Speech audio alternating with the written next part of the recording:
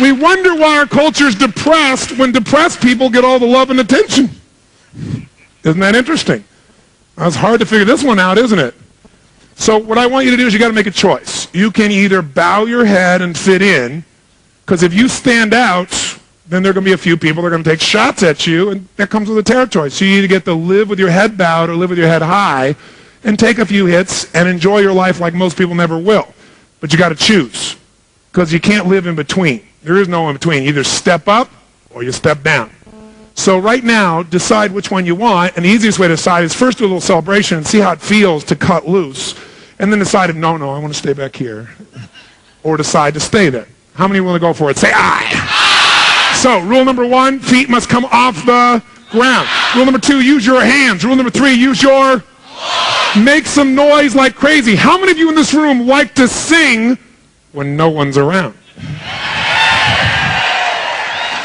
You're in your car, you're rocking, you get the stoplight, you're still singing and rocking, you look over, someone is staring at you in the next car, you quickly pick up the cellular phone like you've been talking to somebody. The reason you like to sing is because in order to sing, you have to move different muscles in your body, and therefore you get to feel them. The more you want to feel, the more you got to move. Your voice, your body, your face, your gestures, everything. And we're going to only do this for 15 seconds of total celebration. We shake the room because we don't want to make you too happy too quick. This may screw things up. Are you ready? We'll count it down, 1, 2, 3 with clapping, and then we'll celebrate. Here we go. By the way, keep an eye on the person next to you. Make sure they're not, woo. Ready? Here we go. 1, 2, 3. Come on over here. Come on over here.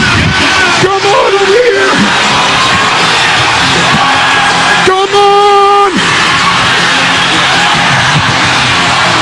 Come on, I can't hear you over here. Come on over here. Whoa. Very nice. Give yourselves a hand, ladies and gentlemen. Give a high five from the person next to you and grab a seat feeling good. Grab a seat.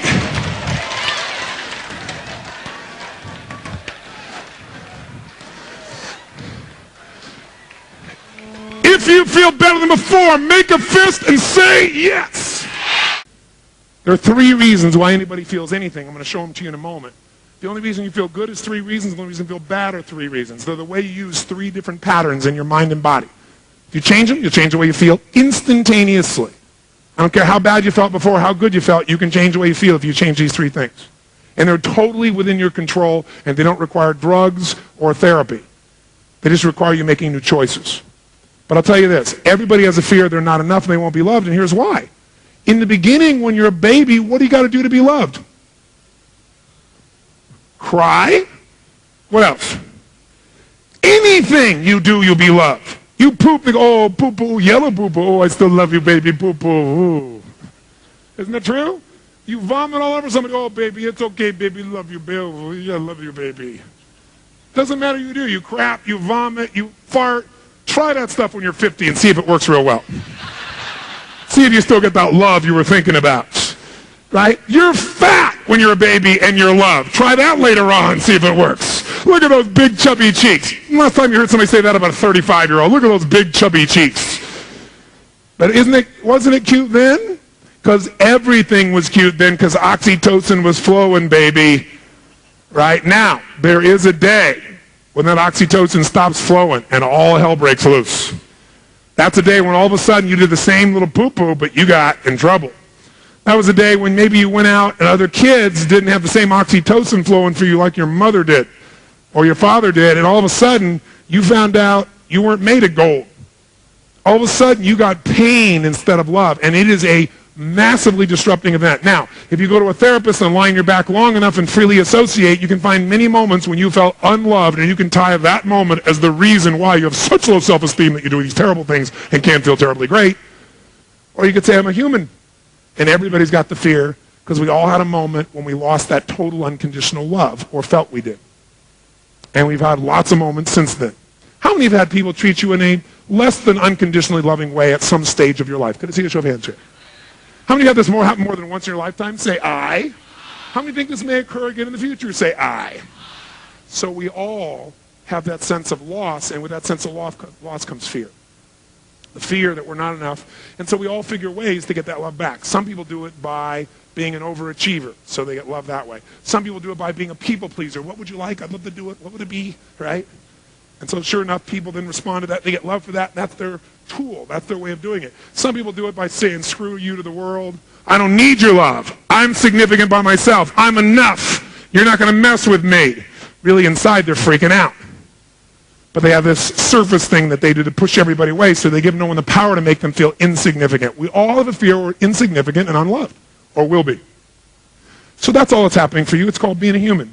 It just shows up in a context because you picked a profession where on a regular basis you need to make requests of people, and lots of times they're going to say no, and their no becomes for him rejection, failure. Worthless is the word he would never say that he really felt. He doesn't want to say worthless because that scares the hell out of him. So he says, not successful. Failure, not successful. He'll never get the worthless because that's a scary word to say. No one wants to say they feel worthless, but that's what everybody's afraid of feeling. Now, search your own heart, your own experience, and see if that's true. And it's probably not true for you, but how many have seen other people have a fear of being worthless or not being loved or not successful? Other people. How many have seen that?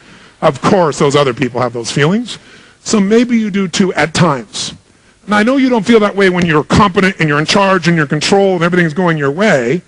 That's your plan, that you do all those things. Some people work all the time so they can feel that because they have control.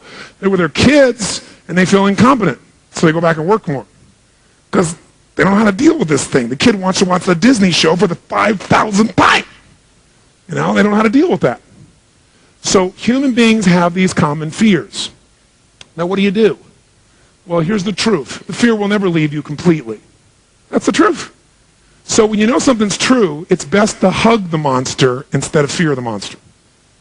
Now, the lady in my life is a really special lady, and she said, well, years ago she used to think this monster was going to get her, so she started hugging the monster. It's like the monster disappeared. It's kind of like aligning with it instead of fighting it. The more you try to fight what's in your gut and in your nature, then you're in a fight with yourself. Hug the monster means, yeah, I might feel that way. Of course, all human beings feel that way at times. And you know what? It's not really true. I am enough. I don't have to have everybody like me for me to be a good person. I don't have to have everybody love me. I'd love to have everybody love me, but it ain't going to happen. Didn't work for Jesus, probably not going to happen for me. Okay, if he couldn't pull it off, I don't think there's much hope for me pulling off everybody loving me, right? So unless you want to practice putting holes in your hands, this is probably a good thing for you to realize to align with instead of to fight. Right? Because there's probably good evidence that you're not going to succeed at everybody loving you all the time. Now, that doesn't mean you can't enjoy where it's there. So learning how to overcome the fear is most important because here's what most of us do. And you'll learn this. I'm telling you this now to give you the big picture. Then the seminar is going to be about doing. And when we do these things this weekend, what I'm telling you now will show up. And I'm telling it now so you have a way to recognize it. Do you follow me on this? I don't want to sit here and lecture to you. Tonight, I got to dump kind of the load on you a little bit, so your mind, when things happen, go, oh, that's what he was talking about. That's it. Whoa, it's true. Okay, now that it's true, here's what I do. Easy. You know how to deal with it. So when it comes to these two fears, these primary fears, they're not going to go away. So what we've got to be able to do instead is we've got to be able to say, okay, when that fear shows up, how do I get rid of the illusion that I'm not enough or I'm not loved? Well, number one, you can love yourself. Right? Can you love yourself? Yes or no? Most people say, but I don't know how to love myself. Well, how do you love a stranger?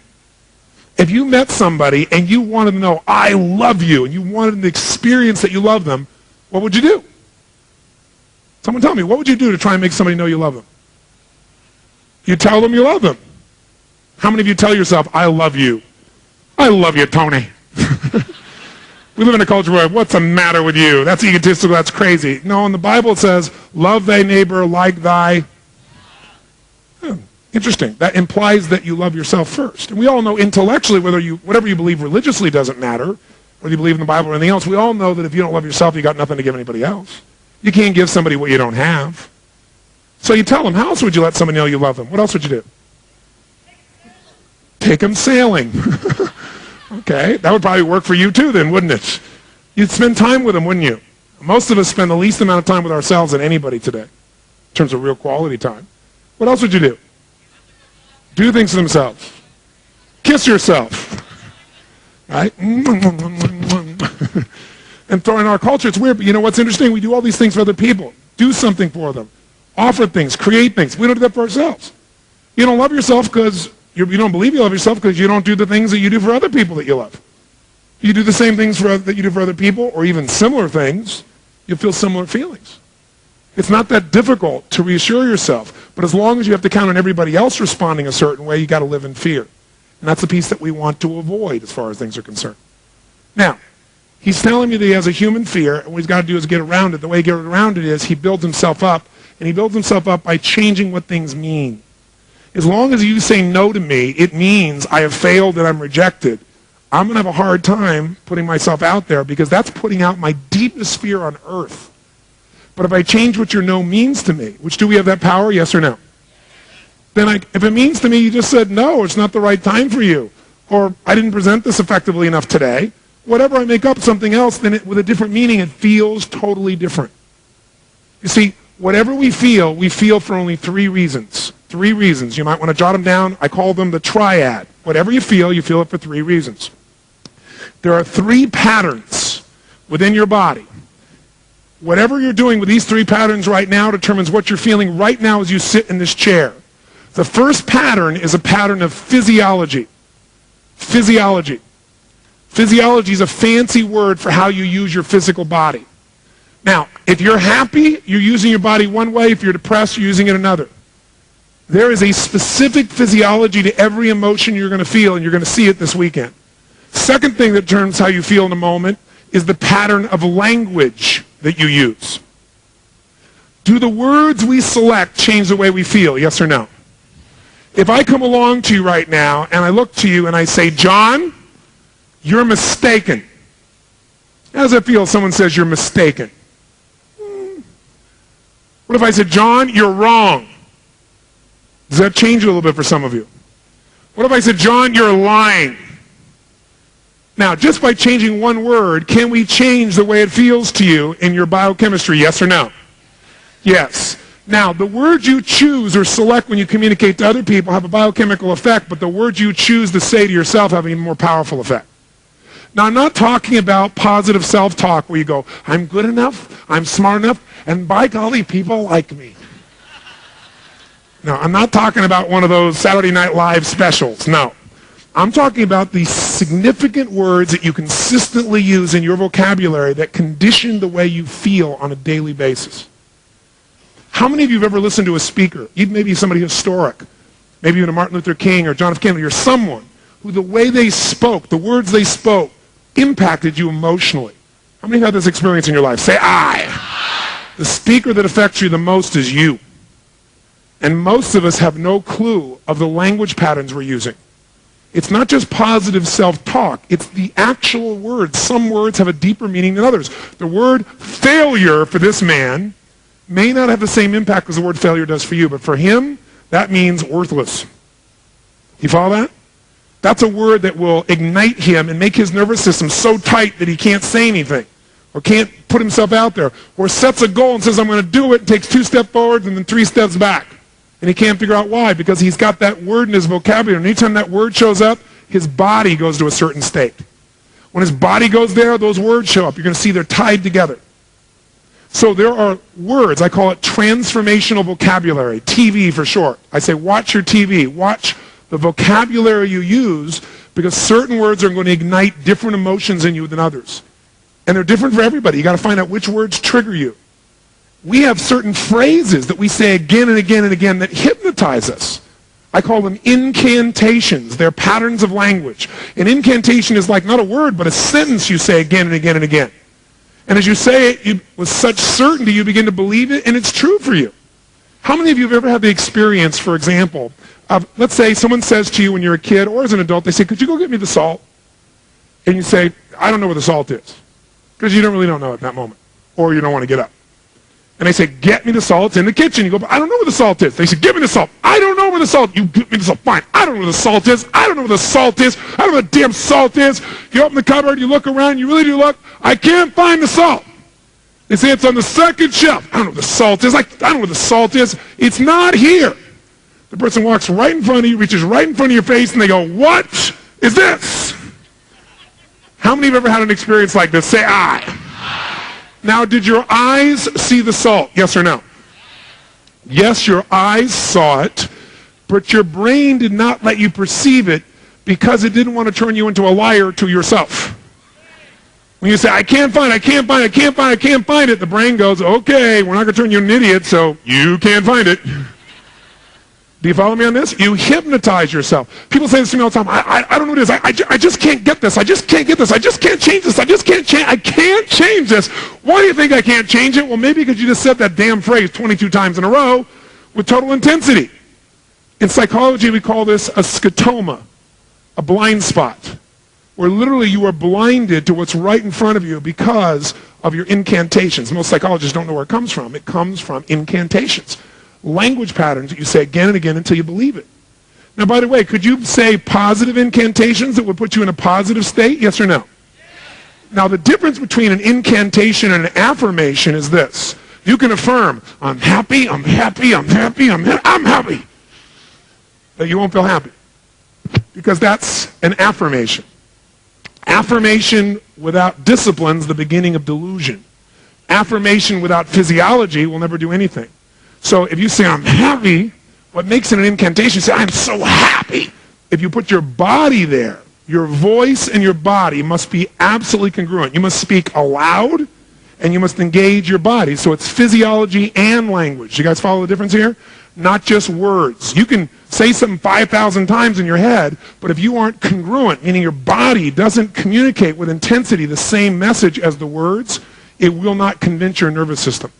That's why affirmations are worthless unless somehow your affirmation engaged your body so intensely that it really became an incantation. Hey, have you ever made the fatal mistake of going to Disneyland and getting on a ride called It's a Small World After All? How many have made this fatal mistake? Say aye. What's in your head for the rest of the year? That damn song in 22 languages, right? That's an incantation because it's got so much energy to it. Now, the third thing that determines how we feel is the pattern of focus/belief, because they attach to each other. Focus/belief. Whatever you focus on, you're going to feel. Whatever you focus on, you're going to feel. Now, what do I mean by that? Well, I'll give you an example.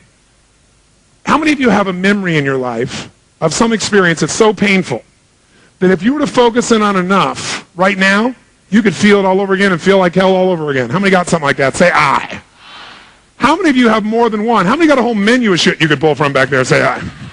Some people say, why go to my past? My present is shitty enough. Other people are not happy with that. They make up stuff that hasn't happened that may never happen and feel bad about it in advance. Real smart. But here's what's true. Whatever you focus on, you're going to feel. Whether it's true or not doesn't matter. Because focus equals reality to the individual. Focus equals reality to the individual, even though it's not reality in actuality. I'll say that again. Whatever you focus on, you're going to feel. Whether it's true or not doesn't matter, because it's going to be true to you. Whatever you focus on will be true to you. Focus equals reality to the individual, even though it's not reality in actuality. Whatever you focus on, have you ever had this happen? You thought somebody did something horrible to really screw you over, and you got so angry at them, and later on you found out you were dead wrong, and they didn't do anything? How many have had this happen? Say aye. But when you focused on it, it made you mad, didn't it? And maybe even behaved in a way that wasn't very elegant.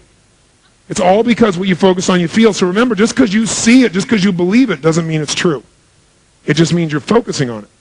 Because whatever we focus on, as soon as we focus on it, we tend to attach a belief to what we focus on. We tend to attach a meaning. So he focuses on the person said no. This person said no to me, and the meaning for him, the belief is, that means they've rejected me. The most successful people in sales, by the way, are people that don't see any no as rejection. They just see it as they don't have enough information, or it's not the right time, or I need a new approach. And so they don't have any personal hurt. It doesn't bring up their primary fear, even though they're experiencing the same thing called no. Because the meaning for them is not I'm worthless, right, or I'm not enough, or I won't be loved. The meaning for them is, oh, we're just not there yet, or this isn't the right time. That little shift in language and meaning and physiology completely changes the experience. How many follow this? Say I.